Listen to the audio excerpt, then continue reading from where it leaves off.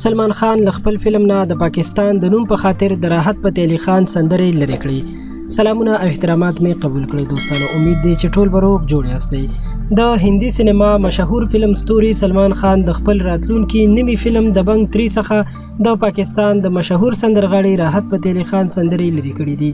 داسې ویل کېږي چې دغه فلم به ډېر زر د سینما په پردو روښانه شي او د خپرېدو لپاره یې چمتووالی روان دی.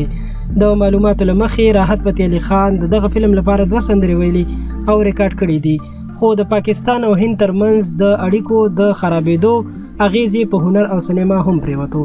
دواړو هیوادونو په خپلو هنرمندانو او فلمي لوبغاړو بندیز لګولی چې نشي کولی د یو بل سره همکار پاتې شي او یا یو بل ته سندرې ووایي او یا هم د یو بل په فلمونو کې کار وکړي.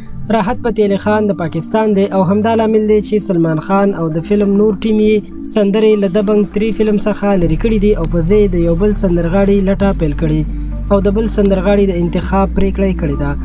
ډان ایمیجز د راحت فتح علي خان له نږدې سرچینو معلومات اخیستي چې په کومه کې معلوم شوي چې نوموړي په رښتیا هم د دبنګ 3 د روان فلم لپاره 2 سندرې کړې وي.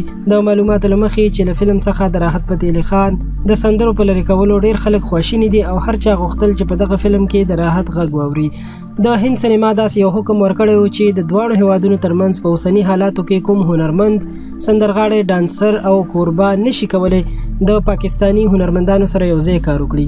دغه ادارې مخکې هم د هغه هندي هنرمندانو او فلم لوبغاړو په تړاو شکایت کړی چې پاکستان سینماګرانو سره یو ځای کار کړی. ویل شوي چې دغه فلم نه سندرې ځکه لرې شوي چې سلمان خان نه غواړي د خپل فلم بازار خراب کړي او یا هم سیاسي حالاتو ته په کتو فلم د سندرو له امله له نیوکو سره مخ شي.